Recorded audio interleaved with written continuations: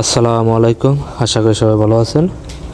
মক্কা শহর থেকে সবাইকে শুভেচ্ছা জানাচ্ছি। আমি রকি সৌদি প্রবাসী। তো আলহামদুলিল্লাহ, এখন আমি সেলিম দোকানে আছি।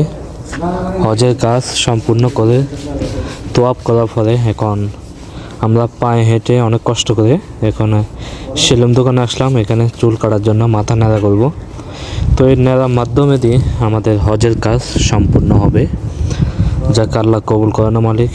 এতে আমরা অনেক সন্তুষ্ট হব, যাতে আল্লাহ কবুল করেন হজটা। তো ভাবলাম আপনার সাথে একটু শেয়ার করি।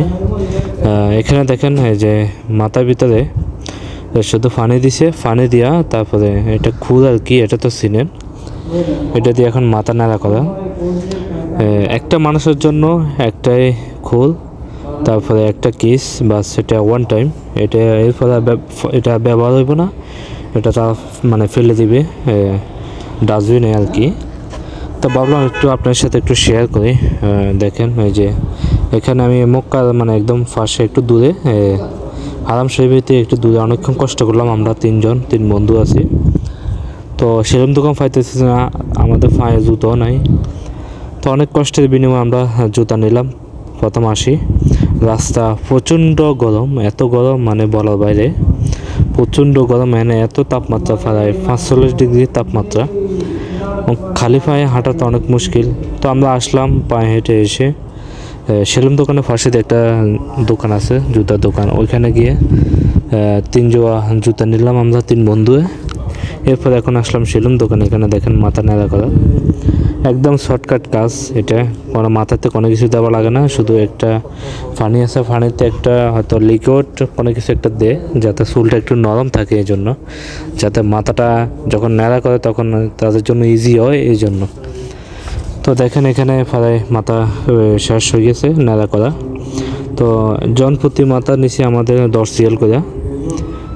আমরা 3 বন্ধু দিলাম 30 রিয়াল, বাংলার প্রায় 1000 টাকা মতন গেছে শুধু মাথা নাড়া করাতে।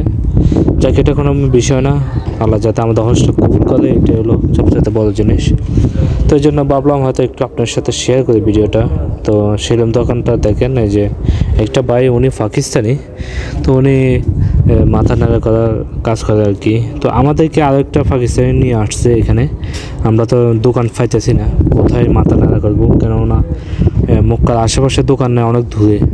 তো এরপর আমরা অনেকক্ষণ হাঁটাহাঁটি করার পর একদম পাকিস্তানি আমাদেরকে এই জায়গাতে নিয়ে এসে তো এখন আমাদের প্রায় শেষ, মাথা নাড়া করা আর একটু বাকি আছে। তো দেখেন আপনারা সবাই, আর ভিডিওটা অবশ্যই সবাই শেয়ার করে দিবেন যাতে সবাই দেখতে পায়।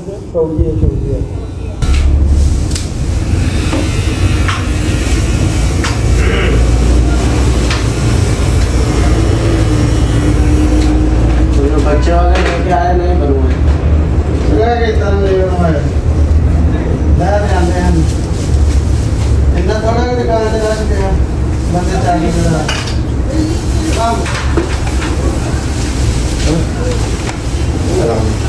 हाल पता नहीं क्यों बता बड़े हम सुबह से